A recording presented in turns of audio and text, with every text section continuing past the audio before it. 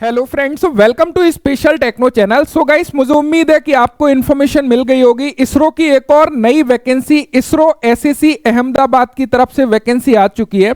हालांकि यहां पर बहुत ज्यादा नंबर ऑफ संख्या में वैकेंसी नहीं है, लेकिन यह वैकेंसी आपके लिए काफी ज्यादा महत्वपूर्ण है। आखिर मैं ऐसा क्यों बोल रहा हूं? बिकॉज गाइस, ये जो समय है ना, ये समय आपके लिए काफी ज्यादा महत्वपूर्ण है। इस समय को मैं गोल्डन समय बोलना चाहूंगा, बिकॉज इससे पहले जब वैकेंसी आई थी उस समय पर मैंने आपको अवेयर किया था कि गाइस ये आपके लिए गोल्डन समय है, और मैं आज फिर आपको अवेयर कर रहा हूं कि ये आपके लिए गोल्डन समय है। बिकॉज रीजन क्या है, आईटीआई के जो रिक्रूटमेंट आते हैं वो एक धार की तरह आते हैं और बह के चले जाते हैं। अभी का जो समय है उस धार का समय है, बिकॉज आपके पास में मल्टीपल रिक्रूटमेंट है, जैसे कि एसडीएससी सार का रिक्रूटमेंट है, मॉयल का रिक्रूटमेंट है, बीईएल का रिक्रूटमेंट है। उसके अलावा यदि हम लोग बात करें और भी डिफरेंट रिक्रूटमेंट है। करंट में बीएचईएल का एक बड़ा रिक्रूटमेंट आप लोगों ने कंप्लीट किया है। तो इस सिचुएशन में क्या होता है, जब आपके सामने मल्टीपल एग्जाम होते हैं और कोई एक एग्जाम आपका बिगड़ भी जाता है, वहां से आप सीख के अपने नेक्स्ट एग्जाम की बेस्ट प्रिपरेशन कर सकते हो।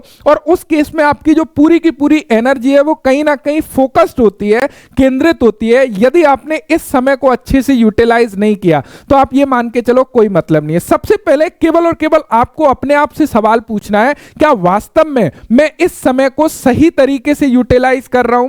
मेरा जो सिलेबस है, क्या मैं उस सिलेबस को पूरी तरीके से, जितना कंपटीशन है उस लेवल का मैंने तैयार किया है? यदि जवाब मिलता है कि हां मैं तैयार किया है और नहीं किया है, तो कहां कमी रह रही है और आपके अंदर से हिम्मत आती है कि मैं इस कंपटीशन से लड़ लूंगा और अपने सिलेबस को तैयार कर दूंगा, तब तो आगे वाले फॉर्म को अप्लाई करिएगा। बिकॉज हर एक फॉर्म में आपके 500 रुपीज लगने वाले हैं। आगे रिफंड मिलेगा नहीं मिलेगा, कब मिलेगा, वो बात की बातें हैं, लेकिन आपको ये खुद के अंदर आत्मविश्वास नहीं है तो जरूरत नहीं है, राइट? तो ये बात का विशेष ध्यान रखिएगा। तो इस वीडियो को अवेयरनेस के साथ में आगे हम लोग डिटेल समझ लेते हैं कि क्या कुछ वैकेंसी। और सबसे अच्छी बात है कि जितने भी रिक्रूटमेंट है ना, सभी का सिलेबस सेम है, यानी कि बहुत ज्यादा सिलेबस में अंतर नहीं है। आप यदि इसरो की प्रिपरेशन करोगे, अपने ऑटोमेटिक मॉइल की प्रिपरेशन हो जाएगी, यानी कि टेक्निकल सिलेबस तो टोटली सेम होता है। तो वहां पे अलग अलग डिफरेंट एग्जाम्स के लिए आपको अलग अलग, ऐसा नहीं है कि आपको एक इस डायरेक्शन में ले जा रहा है, एक इस डायरेक्शन में ले जा रहा है, ऐसा बिल्कुल भी नहीं है।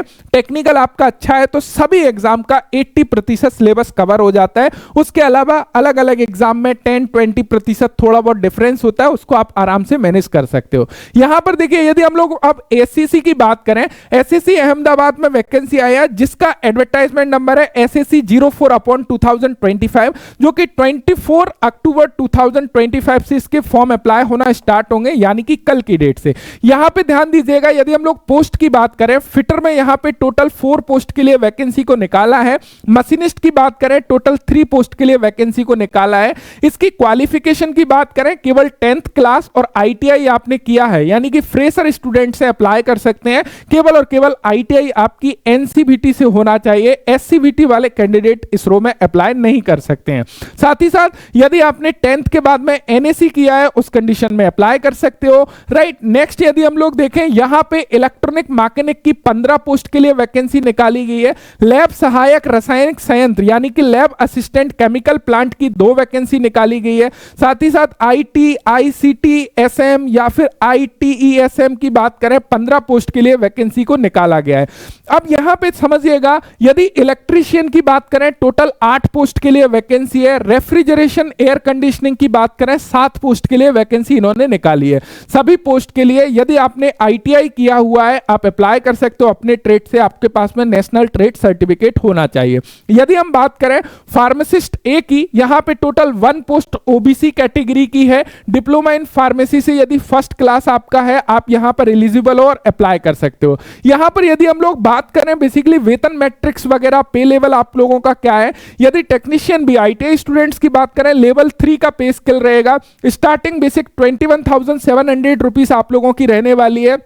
साथ ही साथ यहां पे फार्मासिस्ट ए की बात करें, लेवल 5 का पे स्केल रहेगा 29,200 स्टार्टिंग बेसिक पे आप लोगों का रहने वाला है।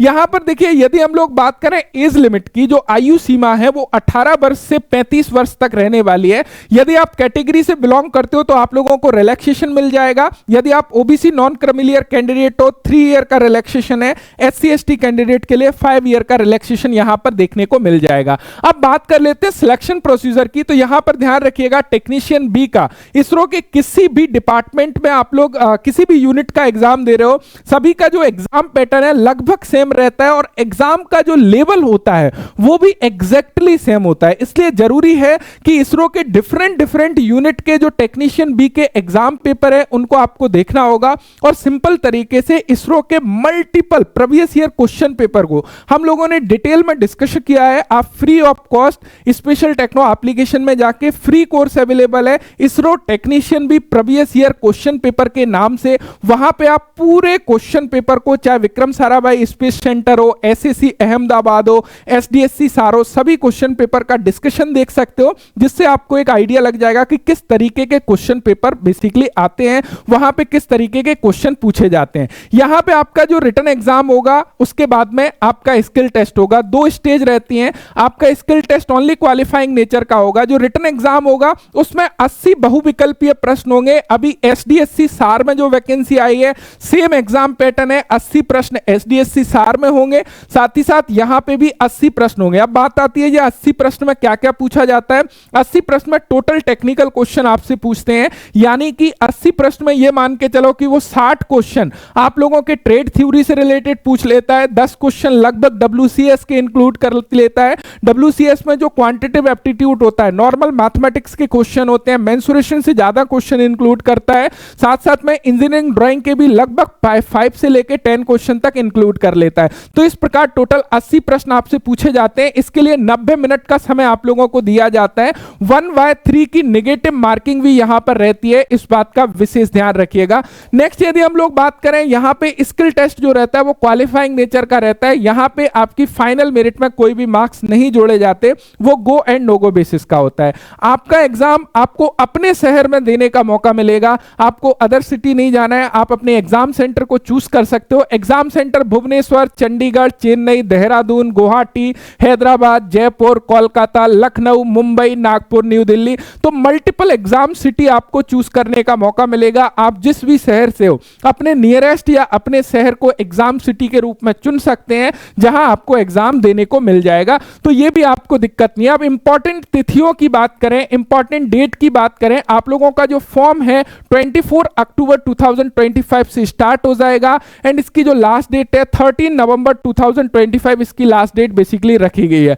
ध्यान रखिएगा, इस बीच में यदि आप एलिजिबल हो अप्लाई करिएगा। केवल और केवल यदि आईटीआई किया है आप इस फॉर्म को अप्लाई कर सकते हैं। साथ साथ में इसरो के लिए यदि सिलेक्शन पाना है तो ध्यान रखिएगा, WCS is the very very most important. मैं बार बार आप लोगों को गाइड करता हूं। साथ में इसरो के प्रीवियस ईयर क्वेश्चन पेपर आपके लिए काफी ज्यादा महत्वपूर्ण है, जो कि फ्री ऑफ कॉस्ट कंप्लीटली लगभग 50 क्लासेस के आसपास मैंने प्रोवाइड कराई हैं। और उस कोर्स को इसलिए फ्री रखा है मैंने सो दैट कि आपको एक प्रॉपर गाइडलाइन मिल सके, एक आइडिया लग सके कि आपको किस तरीके से बेसिकली तैयारी करना है।